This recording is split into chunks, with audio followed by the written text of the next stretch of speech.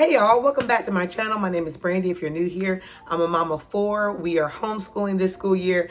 I'm gonna have a 3rd grader and 2 2nd graders. And so these are all of our literature picks. I'm going to be reading aloud to the kids. My 3rd grader will be following along for most of those. And after we read the book together every day, we will discuss it. They'll do narration some days they'll do copy work and activities with the book. But this is just our chance every morning to cuddle up with a good book and read together. So I'm really excited about that. Right now, over the summer, we read every night from our book before bed, and then we do our devotion. But during the school year, we're going to have a dedicated literature time. I can share my schedule if any of you guys are interested. Excuse me if I sound weird. I have my braces in. We're going to be working on this during the morning basket, and I can kind of share with you guys my schedule. If you're interested, just drop a comment down below and I will share it with you. But I'm not going to waste your time. I'm going to get right into my favorite 3rd grade and 2nd grade books that we're reading together this year. As I mentioned before, we have How to Train Your Dragon by Cressida Cowell. I think I said that correctly. We are over halfway done with this book, and we're reading it at night before bed. I'm really excited. This book has been great. This has captivated my kids and held their interest tremendously. So I will read quickly. It says, Hiccup Horrendous Haddock III is a truly extraordinary Viking hero known throughout Vikingdom as the Dragon Whisperer, but it wasn't always so. Travel back to the days when the mighty warrior was just a boy, the quiet and thoughtful son of the chief of the hairy hooligans. Can Hiccup capture a dragon and train it without being torn limb from limb? So this is an adventure book. We have loved it. My kids have never watched the movie. We're going to watch the movie when we finish the book. The rule in my house is if you love the series, you have to read it on your own. So I get them hooked with the first book, and then normally my oldest daughter will want to read the rest of them on her own. If it is super, super popular, we may read some of the other ones during some times when we have breaks with these books, but I'm not sure. So starting off July, my daughter and I, this is also still taking place at night. We're not going to be reading it in the morning until the school year starts, which is going to be for us August 4th. But this month, July, we're going to be reading Pippi Longstockings. It was one of my favorites as a kid.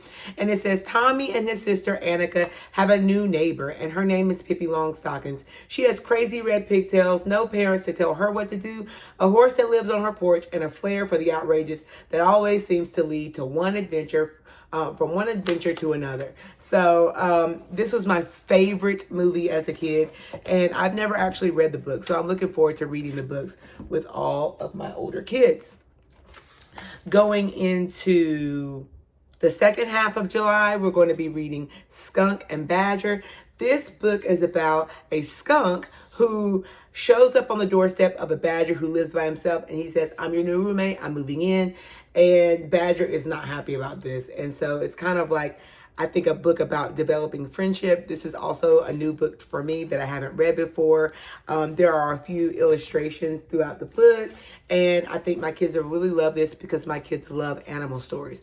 So I forgot to mention that when I was growing up, my grandmother raised us, and so she was an educator. And so throughout my childhood, I read most, if not all, of the classics. I loved reading the classic books. And so over the summer, we're reading a lot of fun books, but we're going to be reading, as you'll see, a lot of good literature throughout the school year because it's the books that I read when I was a kid. And honestly, they're books that when you hear the word classic, sometimes it can make you feel like they're boring, but this is not high school classics. This is elementary classics. And some of your favorite books are probably considered classics by this point. These are not necessarily old books, but 20, 30, 40, 50 years. I mean, Stuart Little is considered a classic, a modern classic. And we just got done with that one. So I would say that I have a mix of fun books, but also books that are considered good literature. And those are going to start for us mostly during the school year. So the next book, which I consider a classic, is called The Mouse and the Motorcycle by Beverly Cleary. This one is more modern, so it's not truly a classic. I'm not trying to be a purist or anything like that. What I'm saying is classic to me, my childhood books that have good themes and imagery and literary elements that you can really delve a little bit deeper with, but also enjoy a fantastic story. So this is Ralph. Ralph is not like the other mice at the Mountain View Inn. He is always looking for adventure. It is Ralph's lucky day when a young guest named Keith arrives with a shiny miniature motorcycle. Right away, Ralph knows that the motorcycle is special, made to be ridden by an adventurous mouse. And once a mouse can ride a motorcycle, almost anything can happen. What I like about this is Ralph goes on several other adventures. So if my oldest daughter likes this, she can read this. And this will be our first fun book of the school year, so that when we're going in, we're not just jumping right in to like heavier reads, but have something light and fun for the kiddos to start their school year off kind of light. And what I'm looking at is my list, my notes. I have specifically written out when I'm going to begin the book and what my deadline is for reading the book. I don't necessarily have to stick to one chapter or two chapters a day, but this gives me a guideline so that way I'm not spending too much time on one book, and that we can get in as many books this school year as possible and really enjoy as many books as possible. So the next series is, the next book we're reading in September, and it is The Magic Tree House, Mummies in the Morning. All three of my children will be following along as I read this. I have several copies, but we are using History Quest this school year, and in the month of September, right? Yes, in the month of September, we're going to be going over ancient Egypt. So I got these to go along with it because we are doing our Sabbath scheduling again, where we're doing 6 weeks on and 1 week off. And so this is going to fall kind of in the middle of our Sabbath month. So I wanted to pick a short book and one that was related to the history topic. We're going through a lot of history topics, and our curriculum has a lot of read alouds that go with our history hour. So we're not going to be spending a lot of our literature time reading history and science books, but occasionally you'll see 2 or 3 months out of the year, I like to pair it up where we're getting some vertical alignment in terms of we are hitting literature, which brings some of the history to life. And then we're also doing history, read aloud, picture books, and different things in our history hour. So here we have The Magic Tree House, Mummies in the Morning. Jack and Annie don't need another mummy, but that's what they get when the Magic Tree House whisks them back to ancient Egypt. They meet a long dead queen who needs their help. Will Jack and Annie be able to solve the puzzle, or will they end up as mummies themselves? And so the first week in September, we're going to be reading this. It's only going to take us 1 week to read this. They're very short. Then we're going to have a Sabbath week, and then we're going to do mummies and pyramids. This is the research guide that is paired with this. It has a lot of cool nonfiction information, and I think this is one of 2 nonfiction books that we are reading this school year. My kids are going to be reading lots of nonfiction in their history and science curriculum. So I like to keep our literature hour fun. So this is what we're going to be doing for September. Let me see if we're going to get another book in September. So no, those are the only 2 books in September, because in October, we are going to be reading Harry Potter and the Sorcerer's Stone. I read this when I was in 3rd grade, and I'm so excited to read this during the month of Halloween. This is going to be our October read, and we have so much that we're going to be doing along with this book. Years since I read this book, but I'm excited to read it because it was one book that sucked me in and kept me very interested as a young kid. I actually, the first year that this came out was the year that I was 8 years old. So this was the book that everybody grew up with in my generation. And so we're going to be reading a chapter a day all through October, and we're going to end on Halloween Day. And then we're going to have a Harry Potter party, and we're going to watch the movie and eat some yummy snacks or whatever to go along with it. And so this is the only book we're reading in October because it is a longer read and the words are smaller. And I want to really take my time on this. I anticipate that we will make a family tradition where we try to read the next Harry Potter book every single year. That's what my friend does. And I just think it's a great tradition to get into. All right. So November, we are going to be spending all of the month of November, except for the week of Thanksgiving, reading The Tale of Despero by Katie DiCamillo. This book is a Newbery honor award winning book, and it is definitely a classic tale. I did not read this one as a kid, but this is a book that that so many people love and enjoy, and my kids love mouse tales. In fact, when they were 5 and 6, I read them Poppy by Avi, which is a very famous mouse tale, and it's actually for probably older middle school kids, but they were so hooked, and ever since they have loved mouse tales. So we're going to be reading The Tale of Despero in the month of November, but the week that we're off in November, we're going to be just reading picture books from the library related to Thanksgiving, because I do have a youngest child, and I will be reading aloud to her every day separately while my kids do their memory work and recitation and drills and things in the morning and writing in their agendas. My youngest child will be reading and doing her lesson with me. And so I'm going to be planning out her picture books probably. But when my kids were younger, I loved being spontaneous, going to the library, getting books related to whatever we were talking about with the big kids that week. And that really worked for us. I don't need to do a ton of planning. With the longer books, I feel like I need to do more planning, because it's very easy for us to read and then go off on a tangent and not meet our goals, so that we're pushing through at a reasonable pace. So that's kind of why I planned it all out. So December, we are going to be reading one book, and that book, my daughter Alexa is going to be tandem reading with me, and it is The Best Christmas Pageant Ever. I read this as a kid. This book is hilarious and so funny, and all kids love it. Alexa actually listened to her teacher read this aloud last year, but because I have second graders coming this year, and Alexa's going to be in third grade, I want them the chance to read this as well. It's more of a second grade read, and it says, the Herdmans are the worst kids in the history of the world. They lie, steal, smoke cigars, swear, and hit little kids. So no one is prepared when this outlaw family invades church one Sunday and decides to take over the annual Christmas pageant. None of the Herdmans have ever heard the Christmas story before. Their interpretation of the tale, the wise men are a bunch of dirty spies and Herod needs a good beating, has a lot of people up in arms. But it will make this year's pageant the most unusual anyone has seen, and just probably the best one ever. So we're going to be reading this in December because it is a very short book and we have a short month. We are going to be taking off a few weeks in December, and so the last week we are going to be doing some fun baking things and doing Christmas story read alouds.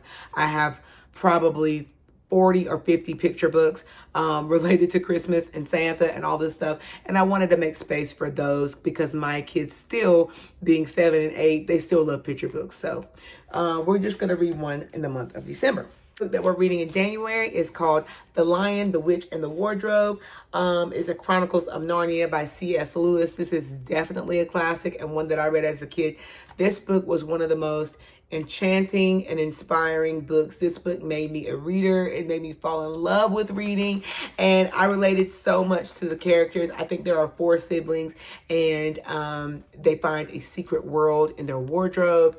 And many of you know the premise of this book, but I highly recommend it, and I cannot wait to read this. We're going to be spending the entire month of January reading this. For February in science, we are going to be studying ecosystems. We're really studying it most of January. And so for February, I wanted a fun read that kind of related, and that we can kind of talk about how different ecosystems impact the lives of animals and humans in a fun way. I thought about reading The One and Only Ivan, but honestly, I started reading it and I found it to be a little bit boring. It's just not my style of book. So I decided to go with Mr. Popper's Penguins. My oldest is also going to be following along as I read this. This is a Newbery Honor book. It is a classic. It says, the lovable Mr. Popper dreams of being an intrepid Antarctic explorer, living life among the penguins alongside his hero, Admiral Drake. So he is shocked one day when the Admiral responds to his fan letter by sending him a package containing a real live penguin. Soon this penguin is joined by another, and before long Mr. Popper has an ice rink in the basement and a dozen delightful penguins living in his house. With hardly enough money to feed his family and an ever-increasing bill for raw fish and canned shrimp, What can the wonderfully imaginative Mr. Popper do but train his penguins and take the show on the road? So this is a fantastic book. I read this one as a kid. I don't remember that much about it, except for that I remember that I love it. So I'm definitely going to have my kids read this one. I actually have, I think, 3 copies. And so all of my kids can read along with me. And we're really looking forward to reading this classic book. The next story that we're going to be reading is going to be in March, and we are going to be reading Where the Mountain Meets the Moon. And it says, young Minley lives in the valley of Fruitless Mountain, where she and her parents spend their days working hard in the fields. At night, Minley listens to her father's tales about the old man of the moon, who knows the answer to everything. Minley sets out on a quest to find the old man of the moon. He will know how she can bring good fortune to her family. Along the way, she meets many magical friends, including a talking fish, a powerful king, and a dragon who can't fly. So this story I'm very excited to read because we are studying ancient China and Chinese dynasties in our history. So this is a history pairing. It's just really a cultural awareness because it's set in China, I believe. And so the kids will get to experience some Chinese culture and listen to a fantastical story that kind of is set in the same region that they're studying in ancient history. So that's why I chose that one. The book that we're reading in April is called The Trumpet Swan, a classic first and second grade read aloud that we did not get to. We have already read all of the other E.B. White books. We've read Stuart Little, and then before that we read Charlotte's Web. So this is the third one. Not really, it's not a series, but The Trumpet Swan. And I'm reading this one because in science we're going to be studying birds in April. And so I figured reading about a swan would be fun for literature. It says, Louis is a trumpeter swan who comes into the world lacking a voice. His father explains to him that he's different from other cygnets and promises to help. Sam Beaver, a boy who respects all wild things, helps as well. He takes Louis to school, where Louis learns to read and write. But when Louis falls in love with a beautiful swan, Serena, and she spurns him because he is defective, his father steals a trumpet so his son will be able to woo her. Determined to become a trumpeter and pay off his father's debt, Louis travels far from the wilderness and finds the voice that has always been in his heart. What a wonderful premise. I can't wait to read this one to my kids. We're rounding out the year with a book in May. It's another cultural read. This one is called In the Year of the Boar and Jackie Robinson. It's about a girl, Shirley Temple Wong, has a heart full of dreams when she sails from China to America with her family. But while America is indeed a land full of wonders, making new friends feels impossible when everything is so new and unfamiliar, and she hasn't yet learned her classmates' language. But then summer comes, bringing the miracle of baseball. Suddenly, Shirley is playing stickball with her class and following superstar Jackie Robinson as he leads the Brooklyn Dodgers to victory after victory. With her hero smashing assumptions and records on the ball field, Shirley begins to feel that America is truly the land of opportunity and perhaps home. So this book is really exciting. I think it's going to be so cute. And I love reading books about being different, culturally aware, understanding cultural differences, and being open and receptive and welcoming, but also being curious about other cultures as well. So I'm really excited to read that one to my kids. And then next summer, our 2 summer reads that I have so far, and there is no timeline on these for June and July, I'm going to be reading From the Mixed Up Files of Mrs. Basil E. Frankweiler. This was my favorite, one of my favorite classic books as a kid. It's a Newbery Award winner, and it's about a girl who tries to pull off running away and how she ends up in the Metropolitan Museum of Art in New York City. And I'm thinking that I would love to take the kids to New York City after we read this. We do live on the East Coast in North Carolina. It's not that far. And so I would love to take them to MoMA and some of the other awesome museums in New York City and check it out. And also just kind of go on an adventure. So I would love to do that. That's my plan anyways.